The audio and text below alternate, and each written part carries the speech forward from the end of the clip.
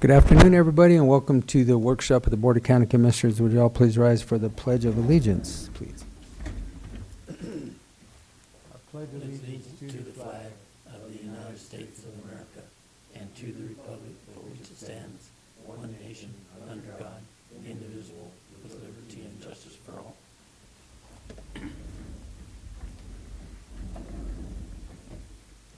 All right. Again, good afternoon. The first thing on our agenda is SHS Systems Update with Mr. Joe Theine. Come on down, sir.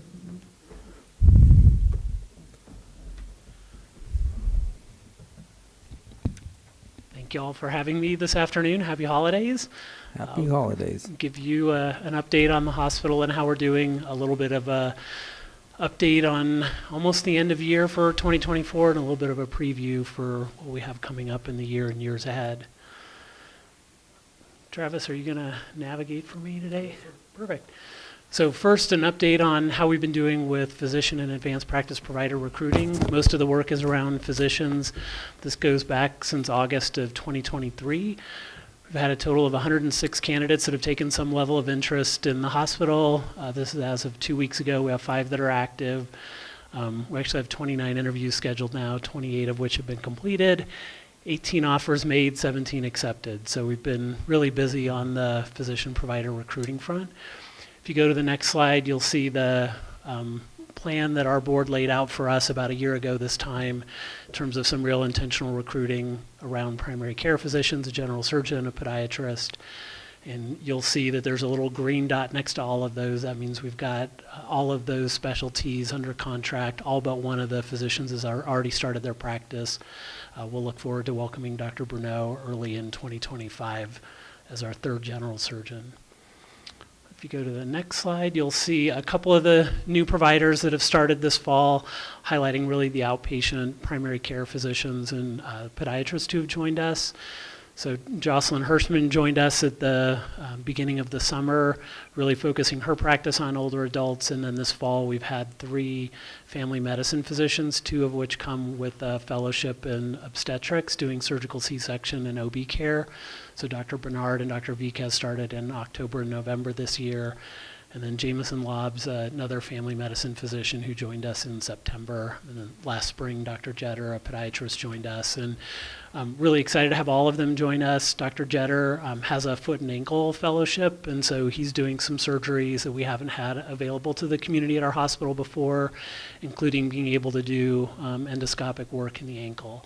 So really excited to have him join our staff.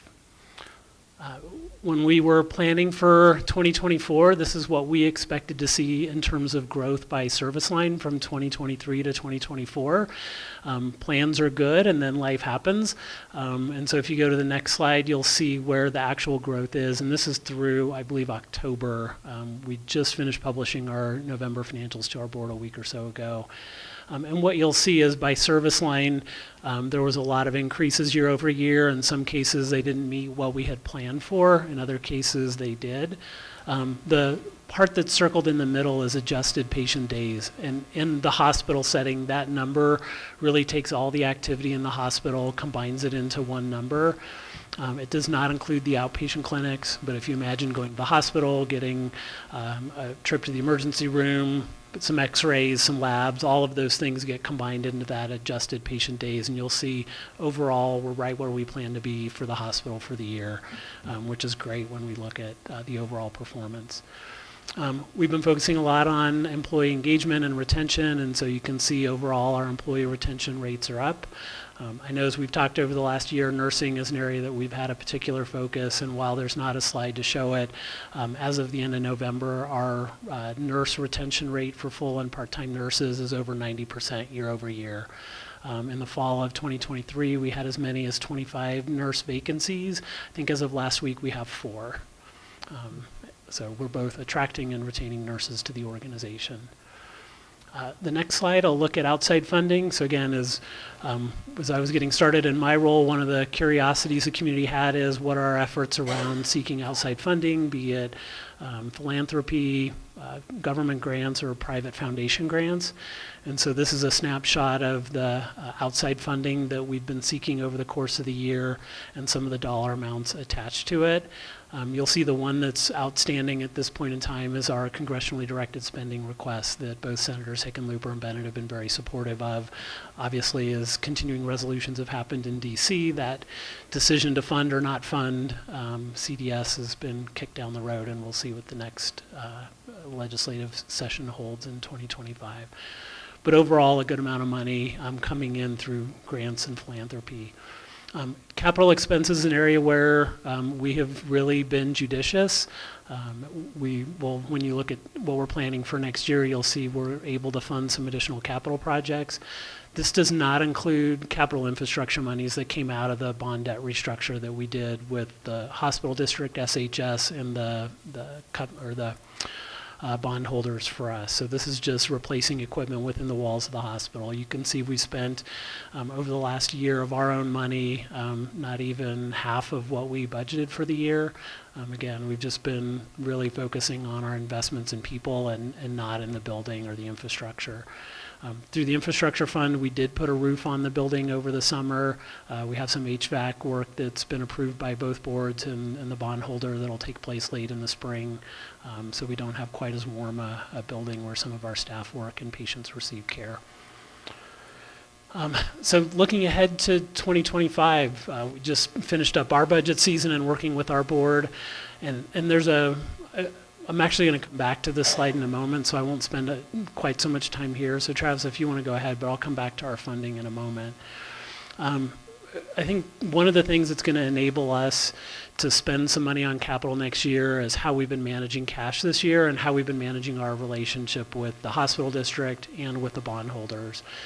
So what you can see here is quarter by quarter where our days cash on hand have been as it relates to the requirement that the bondholders had at that quarter end. And so if you go back to 2023, you can see those first 2 quarters that are there, we were actually below the requirement of the bondholders. So we had an 80-day cash on hand requirement, and the funds that were allowed to be used in that day's cash on hand requirement had us in the 60s.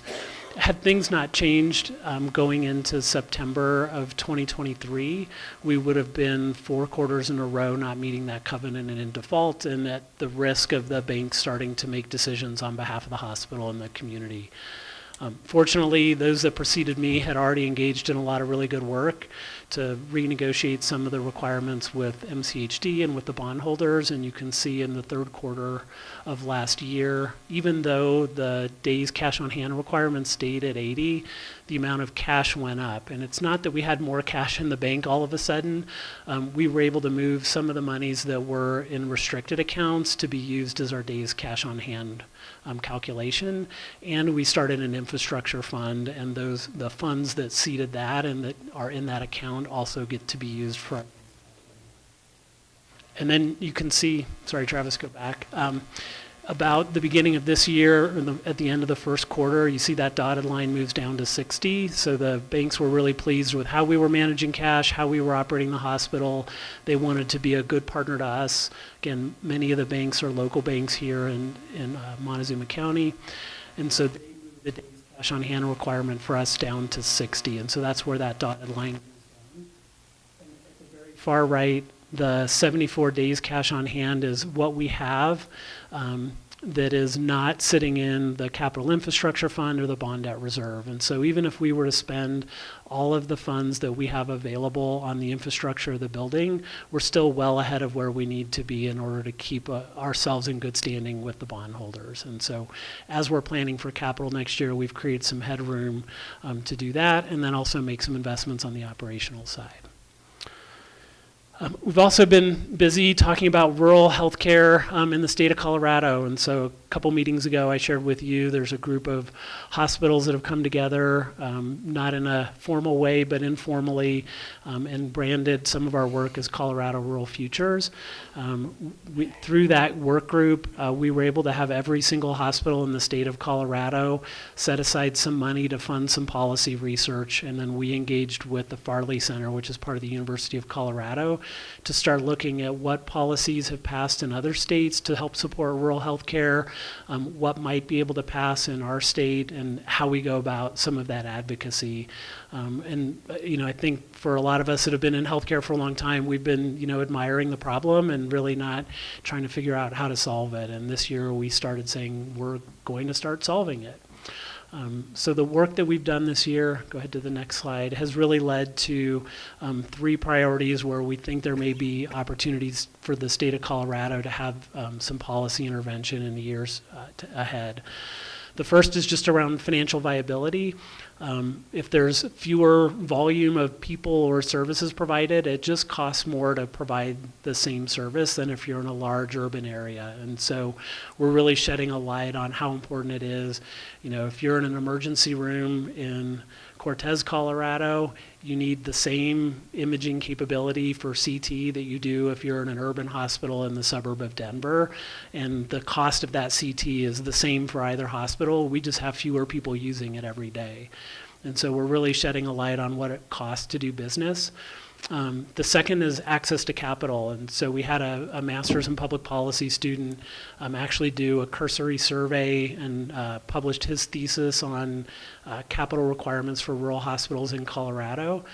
We think his work is creating enough of an interest that we're going to ask the legislature in this session to sponsor some type of a study to identify what the capital needs are for all of the rural hospitals in Colorado, so that we actually have an idea of what the cost is to replace the hospitals and the equipment in the hospitals over a multi-year period. And then the last is really interesting. We didn't go in expecting this, but one of the things the work we've done identified is that leadership and governance support in rural communities is different than in urban. And it's not that governing a hospital is necessarily different, but if you're part of a large health system and you're not in a rural community, often the governance is just advisory, and the true fiduciary board sits at the health system level. Whereas if you're in a rural community with an independent hospital, the board and the leadership of the hospital has all the fiduciary responsibility that a large corporation was. And so trying to develop people to be good governors and good stewards of the resources for rural communities, and developing leaders that aren't just focused on a narrow service line, but focused on the whole hospital is becoming a challenge. And the more consolidation that has happened in healthcare, the fewer and fewer people there are that really are trained to look at the whole hospital. Again, as hospitals have consolidated, you get leaders that are focused on cardiology, oncology, and know their area very well, but may not know the whole hospital operation as well. So those are the 3 areas where our policy work is focusing on as a group of rural hospitals. Medicare Advantage is also an area where we're paying attention, both to our community and the impact on our ability to deliver care. So we're collecting data. We started this fall, and it'll continue into early next year, around how Medicare Advantage plans impact patients and their ability to receive care, and then also impact the finances of the hospital. It's really important on a patient side. If it takes longer to get a prior authorization for a service that Medicare would just pay for, that can delay a patient's care. Or if services are denied by a Medicare Advantage plan that would otherwise be covered by Medicare, that can impact patient care. So we're measuring those things down to a plan level, so we know if there's differences between one Advantage plan and another, to help us make good decisions about who we want to partner and do business with. There's some things that are out of our control. So just because we may want to do business with a Medicare Advantage plan doesn't mean that they want to do business in our community anymore. And so Cigna Choice is exiting the market in 2025. They've notified their patients of that. And then Humana, while we chose to not do business with them several years ago, they're exiting the market completely in 2025 throughout all of Southwest Colorado. Again, as we've been focusing on our future, starting late last spring and then really beginning in earnest in the summer, we started planning with our board, our medical staff, the MCHD board, and our leadership team around the next 1 to 3 years for the hospital. And so we've been marching along at a pretty steady timeline. And just a couple of weeks ago, our board approved their strategic objectives for us as a hospital. And on the next slide, I'll show you at a really high level where our attention is going to be focused. So first and foremost, we wanted to have a broad sense of what our purpose is, consistent with our mission. And really there are two groups of people that we feel responsible for caring for. First and foremost are people that are part of the communities that we're a part of. So whether it's a part-time resident or full-time resident, if somebody lives or is a part of the community, we really view that we have a responsibility to improve their health. And then second to that, we're an emergency service provider, and regardless of whether you live, work, or travel through here, we're responsible for being available 24/7, 365 to deliver urgent and emergent care. And then there's 4 areas that we expect to be generating revenue or having income from. One is what we're paid to do for our services. The second is the sales tax and the small property tax that comes through the district, philanthropic efforts through the foundation, and then other grants that we may be awarded. The tenet of our plan is really, I'll say simple. Maybe not simple to execute, but simple in concept. We believe that we've got to have the right people who have the skills, ability, talent, and service mindset to be delivering care in our walls. And when we've got the right people with the right mindset, we can deliver safe and high quality care. And as a result of delivering safe and high quality care, then we can grow our services. If we tried to flip this on its head and said, hey, we want to grow, but we're not providing a great product in terms of safety and quality, or patients aren't having a good experience when they come in because the people who work for us aren't taken care of, it's really hard to grow the services. So that's how we're thinking about focusing our efforts in order to ultimately have people who live here get world-class care close to where they live and work. Some of the specific areas that we're focusing on, again, this is over a 1 to 3 year time period, continuing our work around employee retention. In healthcare, there's concepts called high reliability organizations. It's similar to air traffic. We're in high risk environments, and so creating systems and processes so that patients and the people that work there have a high level of reliability in what we do. That helps us lead to some efforts around safety and quality.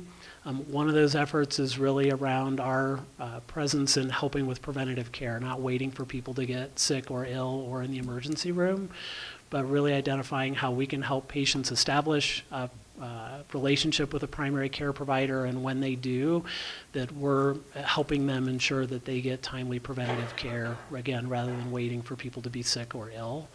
And then we're also heading down a road where we want to be nationally recognized for both safety and quality. Lastly, those things will lead to growth of the services that people can rely upon. So one area of growth, again, is related to increasing the number of people who have an established relationship with a primary care provider.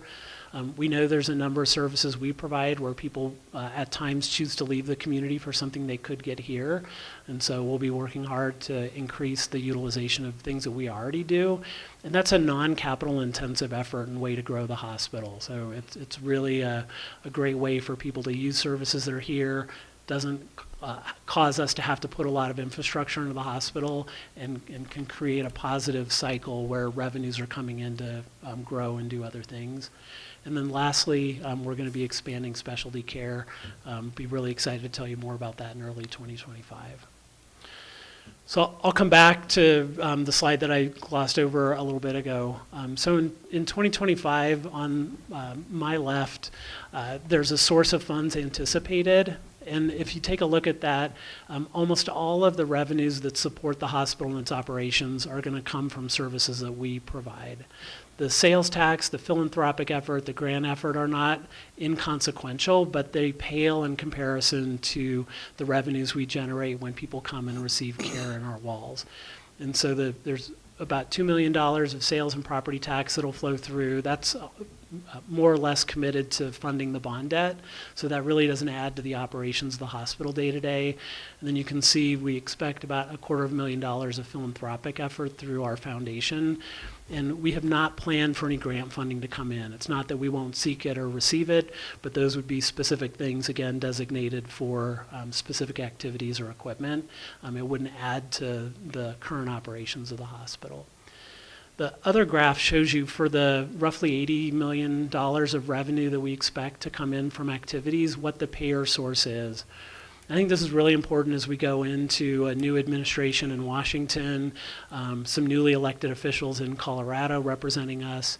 The one number that I'll point out to is the 17%. So of all the dollars that we expect to collect, for every $1 that comes in, 17 cents of that we expect to come in through Medicaid. That's a federally funded program that is administered by the state, and as we're listening in the healthcare space to where there's some attention being paid by the administration that's coming in and some of the officials that may be appointed, it appears that there's a lot of attention being paid to the Medicaid program and an interest in looking and maybe restructuring that. If that got restructured in a meaningful way that decreased the Medicaid dollars flowing into this community, we would not be able to provide all the services we do today. And so as we're working with our federal elected officials, one of the things that's going to be really important is to pay attention to what things may be working their way through that could affect the Medicaid program and what dollars flow back into rural communities like ours. Some other exciting news, so we continue to have a full board of directors. We have a few new community members joining the board this year, and then several that continue to be on the board. If you see Dan Valverde or Susan Hodgson, please thank them for their years of service. Dan's term ended and he was not eligible to continue on the board, and Susan wrapped up her time in service at the end of last year. And so you'll see we're welcoming 3 new board members. So Mary Dodd's a longstanding member of the community, comes with a great background in education and health services. David Dull's a retired anesthesiologist. He's worked in academics and large health systems. He's been a chief medical officer. He's also done executive coaching for physician leaders and will be a great asset to the community and our board. And then Margie Strangle is a retired attorney who's lived in the community for several years now, and again brings a great background to our board. A few other just accolades before I wrap up and see if you have any questions. HCAHPS is a standard survey that all hospitals administer across the country, regardless of size or community. And they're for patients that were inpatients in the hospital, so they spent a night in the hospital. And one of the questions that gets asked is, would you recommend the hospital to your friend or family member?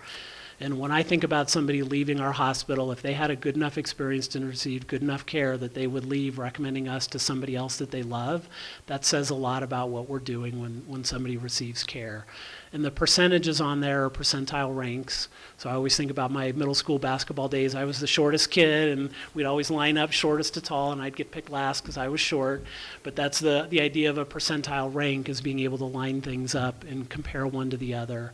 So at the end of the third quarter of this year, which is the last quarter that data is reported, we were in the 90th percentile for all hospitals in the United States for patients leaving and saying, would you recommend this hospital to a friend or family member?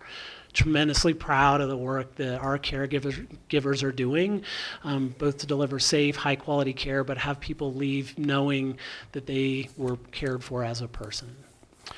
And that type of work culminates into some national recognition. So towards the end of this year, we were just recognized by the National Rural Health Association. They, in collaboration with others, run a national rural rating system. It uses some of that same data that's collected in all hospitals, but the rating system is structured to acknowledge that there may be lower volumes of care provided in rural hospitals, so you don't have large volumes of data that you would have in an urban hospital. And they have a star rating where you can be rated 1 to 5 stars. We submitted our data. We were recognized as a 5-star rated hospital. I think there were less than 30 hospitals that have gone through this rating system in the US that got a 5-star rating. So again, very proud of the work the team's doing. And really, I think as I look back over 2024 and look forward to next year, I'll bring back to you a picture I shared when I first started. I think our success in what we're doing right now is really because everyone's coming together to work to support a great healthcare delivery system between our medical staff, our clinical staff, the administrative staff, the 3 boards between the hospital, the district, our foundation, the community and its philanthropic giving. All of those things are coming together to paint a really beautiful picture in a place where people can get great care. So with that, I'll see if you have any questions, anything else I can answer before we wrap up our year together. Any? On your medical staffing, your doctor staffing, Yeah. what's your goal? I mean, what's 100% in numbers? Are you there or close or? We're close. I'll tell you, I'll never stop recruiting. Okay. That will be something we're always doing. Right now, we're actively recruiting for an internal medicine physician, and then we're working in partnership with another organization to bring a full-time cardiologist to the community, likely to be starting sometime in January or February. Given the number of seniors in our community, that might be welcome. Both will be. Yeah. Senior, almost there. Number of seniors, no, you're not, I'm looking around the table. I don't qualify yet. Close. I had a question going back to, I can't remember the slide, it was like 14, 15, or 16, but you said Humana was exiting Colorado? They're exiting southwest Colorado, so the 5 counties of southwest Colorado. So they will no longer be selling a product in those 5 counties. And then completely separately, Common Spirit, which is the parent company to Mercy, across all of Colorado, stopped doing business with Humana early this year, beginning of 2025. Because that was kind of a problem, right? If I remember right, they were, well, it's just another insurance company leaving southwest Colorado. Yeah. This is just health, because we talk about other insurances leaving southwest Colorado also, but. What are our choices coming into this year? I mean, So Cigna, I believe, has a different product. United Healthcare, Rocky Mountain Health Plans has a product. There's one other payer, and this is just for Medicare Advantage, that has a product. And then patients who were on either Humana or that Cigna Choice plan, in addition to being able to choose another Medicare Advantage plan, they have a one-time period where they could go back to Medicare Part B and purchase a supplement without having to go through any underwriting. So it actually presents some opportunities for those individuals that they would not have otherwise. Okay. Do we have a lot of people that still use Humana here? Or do they know what's coming, or how do we get that out there to them? Because it's kind of a concern. Yeah, so the Journal had a brief article a couple of weeks ago informing people. We haven't done business with Humana for, I think it's 3 or 4 years, so that's not new news. The last data I saw that was produced by a third party still had around 400 people in Montezuma County that were enrolled in Humana as of last spring. That was even before they said they would be exiting the market. So there's a fair number of people that hopefully will make a different choice or. Yeah. Good. Yeah. And then the last question I had in one of the last slides, in Q3 in 23, you had a 96% rating, and in Q4 this one you have a 90%. Do you know what the difference was there?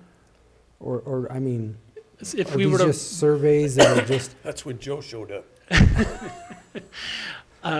so the number of people surveyed in any given quarter is less than 100. And so if we were to do some statistics, the difference between 96 and 90 is insignificant. one person? Could be. Okay. The difference between 27, 48, 68%, and then running between 80 almost and 100, that's meaningful. Well, anyway, good job. I mean, I didn't bring that up to not say that, but yeah, 90% is good, and to be a five-star rated, that's actually very good. And thank you, and thank your personnel and people and the entire organization for what you guys are trying to get done out there. I appreciate it. I'll pass it along. Thank you. And that's all that I have, sir. Great. Well, Happy New Year. All right. Thank you very much. Yeah. Appreciate all your support. Prosperous New Year. Happy New to you. Year. Thank you. Thanks. And good to see that board continues to stay full. Yeah. Yeah, that's exciting. Good news. All right. Thank you, sir. All right, next up we have Mr. Curtis with the Dolores Water Conservancy District. See what kind of good news you have for us, Ken. Yeah, good afternoon. Hope you had a Merry Christmas, Happy New Year. Don't have a lot of news. We're in that somewhat lull period, although I'm still here plugging away. We've got 5 people working today out in the field. and a couple in the office. As always, actually, I try and hold off watching water too hard until January 1st because I'm going to worry about it for the next 5 months. But we're actually sitting right about median. If you are water watching, we've started. We're only sitting on 50,000 acre feet of carryover once spring hits. We're still releasing downriver, and obviously Montezuma Water, Cortez, and Toyac are the only operations we have going. So not as much carryover as we traditionally have after a regular water season. We're down about 50,000 acre feet. Snow-wise, though, we're not too bad. It's a little weird out there, 40 plus degrees and pretty dry, but those rains have been good, and we've had some dry periods, but actually if you look at the snow at the higher elevation, it's right where it should be this time of year. El Diente, the one snowtail's knocked down. We think it's leaking and they won't get to fix it till next year. But Lizard Head and Scotch Creek are leading it, Shark's Tooth. The way the storms are coming in from the northwest are favoring parts north. We need a big southwestern storm to come in and hit us from the southwest. There are indications that may start changing after the new year. Excuse me. Has to do with where the highs have been, and it's been guiding the storm track, just glancing us from the northwest. So I haven't started to panic yet, but the next 3 months will tell. If the weather pattern changes, we stay on track, we should be okay. But if that high keeps creeping in from just off the Pacific, if it comes east, that's going to be a problem. Just weather-wise, we watch El Nino, La Nina. La Nina's breaking down, and the Pacific decadal thing's dropping. So we have hopes the spring's going to come in normal and we'll be okay, but I'll come back in 3 or 4 months and let everybody know. Other than that, a lot of our issues, different, but sound a lot like Joe's. I mean, we're in recruiting mode. We're seeing retirements. Obviously, we recruit in a different environment than the hospital system, but talking to road department, Rob, and others, and other organizations, we seem to all be in the same boat, whether it's just retirements, just not seeing the door get knocked on like it used to be. We obviously mostly recruit locally, so we're doing a lot of training. We've got a lot of new people on staff. We run 24 generally, and the 8th senior person probably has 2 years experience, 9th. So we've lost over half our staff's turned over, and sounds like that's not uncommon. So we're always recruiting, but we're looking locally generally. With that said, I'd answer questions. Gearing up for the legislature, obviously haven't had reason to talk to Larry Don Sukla lately, but hopefully can keep them from doing any harm. That seems to be our most recent thing from the state legislators, is just don't pass any more rules. That we don't need any more regulations. We got enough problems going on. Coming out of Denver, Washington, we're all waiting to see what goes on. Other than everybody expects a lot of this free-flowing money to slow down, but hopefully that helps the inflation problems we've all seen. So same thing you guys, we've adopted a budget. The property tax machinations they've been doing, I feel for the assessors. They got to be pulling their hair out, but they're getting our estimates, and good for the public, but I could see where across the state it's really had different impacts from the raising real estate in Denver compared to some of the rural areas. Seems like Montezuma County was in between. We had higher prices, but not crazy. So we saw our revenue go down, so I'm sure you guys are struggling with some of the same issues. Yeah, ours also went down. And, But- you know, if that stabilizes, we can deal with it, but the roller coaster is always what do you plan for? Now, it's not a huge deal to us. We're primarily user-funded. But anyway, that's where we sit, so waiting to start counting snowflakes in earnest after the first. It's not all bad as, it's strange out there, not seeing any snow out the door. But at the same time, the mountains are not doing that bad, so I'm not in a full panic or anything yet. Question? No.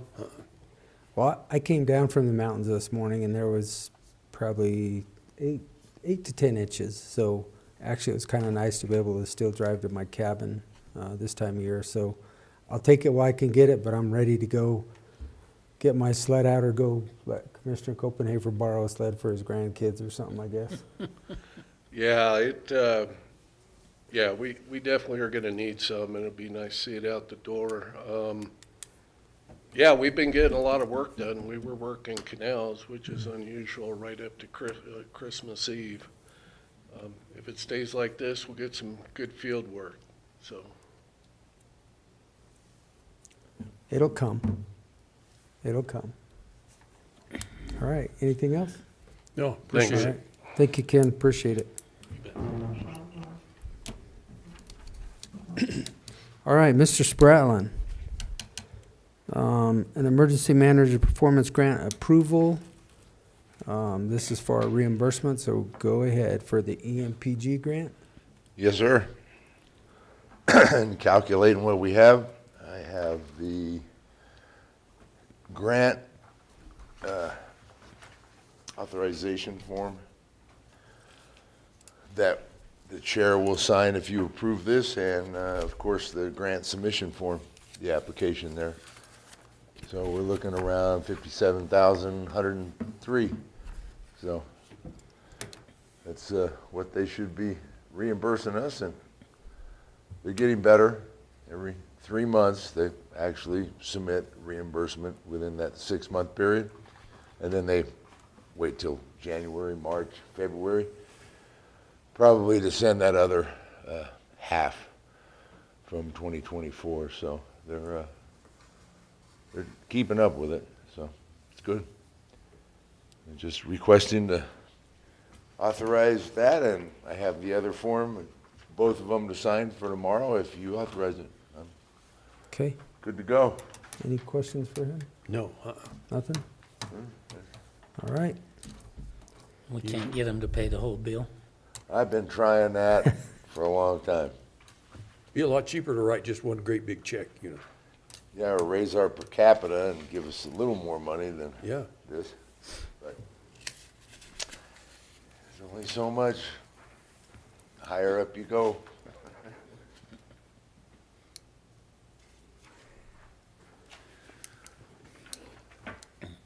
good. I'm pretty straightforward. Yeah, Nothing new.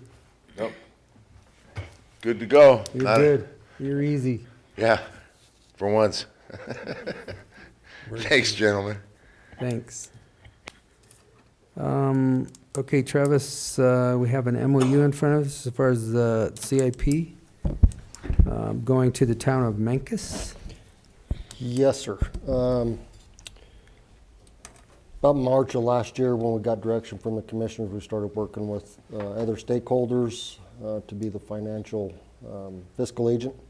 And Mancos has stepped up, decided that they wanted to take on oversight of the program and work with Axis as it relates to getting certain grants. And this is basically just a real simple MOU. We're going to transfer all the equipment that is currently under the county. It's in a MOU, it's a 2015 Ford van. It's actually a 2023 Mercedes, and we'll make that correction. But there's a few other just radios and some odds and ends that we're going to transfer over to Mancos, and they're going to oversee the program. Question. No.